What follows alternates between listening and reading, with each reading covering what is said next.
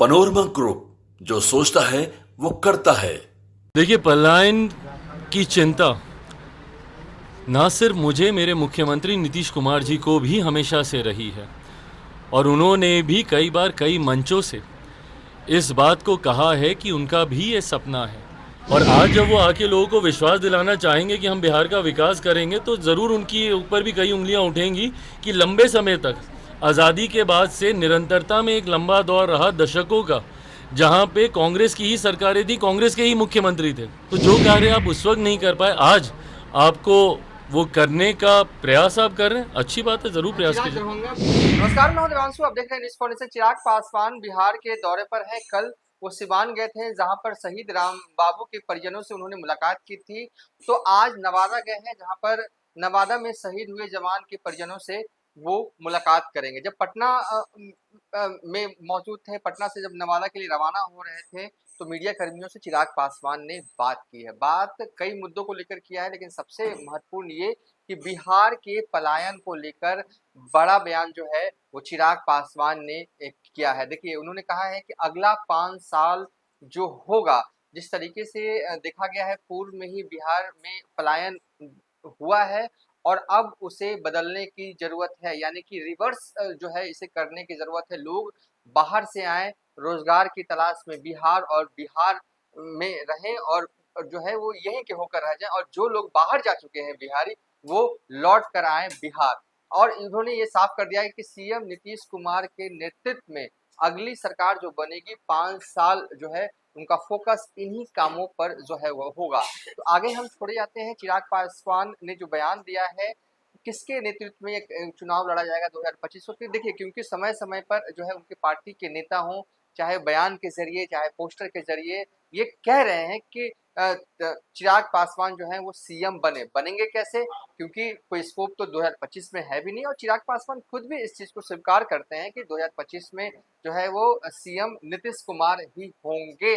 और बड़ा बयान दिया है कि अगले 5 साल तक जो काम होना है बिहार में, इस बात पर फोकस रखा जाएगा कि जो पलायन है उस पर रोका जा सके, और जो लोग बिहार के रहने वाले बाहर जा चुके हैं रोजी रोजगार की तलाश में, उन्हें रोजी रोजगार का इंतजाम जो है वो बिहार में ही करवाया जा सके। आगे छोड़े जाते हैं चिराग पासवान के इस पूरे बयान के साथ। पिछड़े वोट बैंक पे उनकी नजर है, सम्मेलन करने जा रहे हैं राहुल गांधी। हाँ, तो करें, बढ़िया बात है, करना चाहिए।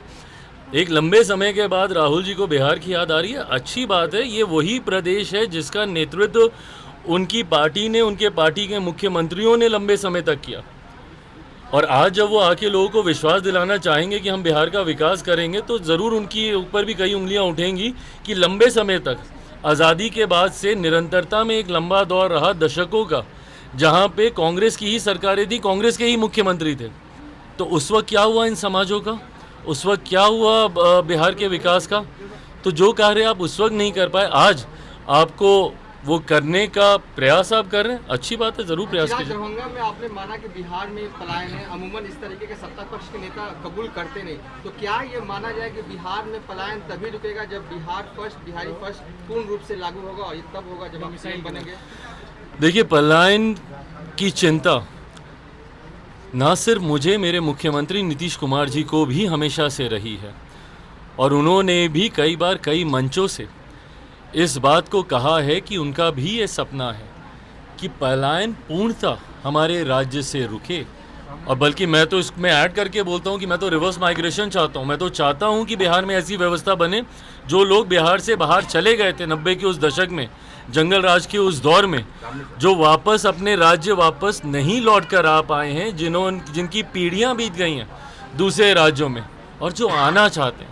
मैं चाहता हूं कि बिहार में हम लोग आने वाले दिनों में एक ऐसी व्यवस्था का हम लोग निर्माण करें, जहां पे ना सिर्फ हम लोग पलायन को पूर्णतः अपने राज्य से रोकें, बल्कि रिवर्स माइग्रेशन शुरू करें। और धीरे धीरे, और मैं हर मन से इस बात को मैं कहता हूं, डबल इंजन की सरकार के यही लाभ होते हैं।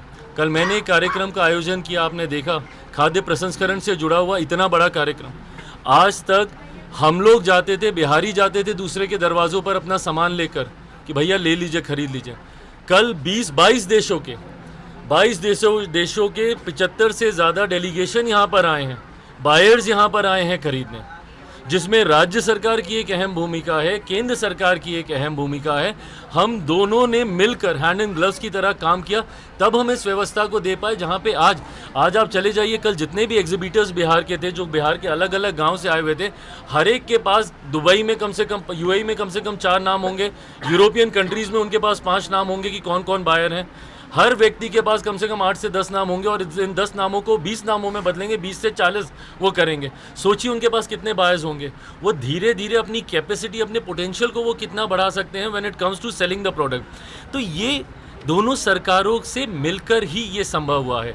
ऐसे में पलायन को लेकर भी दोनों सरकारें, क्योंकि एक लंबे समय के बाद बिहार में डबल इंजन की सरकार आई है, ऐसे में इस व्यवस्था का निर्माण कर रहे हैं। और इसीलिए मैंने कहा है कि अगले 5 साल बिहार के लिए स्वर्णिम काल के तौर पर होंगे, जहाँ पे ये दोनों सरकारें मजबूती से केंद्र में नेतृत्व आदरणीय मेरे प्रधानमंत्री नरेंद्र मोदी जी और बिहार में इस एनडीए गठबंधन और इस सरकार का नेतृत्व मुख्यमंत्री नीतीश कुमार जी, ये अगले 5 साल बिहार के लिए एक गोल्डन एरा के तौर पे होंगे। आरजेडी का एक आरोप है कि आप लोग का एक ही काम है लालू जी को गाली देना। अरे प्रभु, मेरे लिए तो वो पिता तुल्य हैं। कौन कह रहा है ऐसा? किसने दी लालू जी को गाली?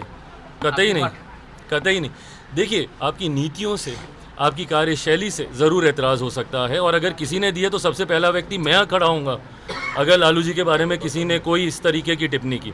हाँ, नीतियों का ज़रूर हम लोगों ने विरोध किया है। मैं मानता हूँ कि बिहार में सबसे ज़्यादा पलायन हुआ तो वो इन्हीं के ही शासनकाल में हुआ। मैं मानता हूँ कि बिहार बद से बदहाली की कगार पे गया तो इन्हीं के ही शासनकाल में हुआ। और आज की तारीख में इन बातों को जनता तक लेकर भी जाना ज़रूरी है, क्योंकि इस बार का जो फर्स्ट टाइम वोटर होगा उसको नहीं पता होगा कि वो 90 का दशक कैसा है, किस दौर से हम लोग बिहार को निकाल कर लेकर आए हैं। इन बात की जानकारी शायद आज के यंगस्टर्स को नहीं होगी, जो कि 20 साल, 22 साल, 25 साल के हैं। ऐसे में ये बातें भी उन तक पहुंचनी ज़रूरी है, और इसी सोच के साथ अगर इन बातों को किसी मंच पे रखा जाता है तो कतई उनको गाली नहीं दी जाती। और अगर किसी ने कभी, भगवान ना करे, अगर कुछ भी अपशब्द का इस्तेमाल किया तो सबसे पहले मैं उनके लिए खड़ा रहूँगा।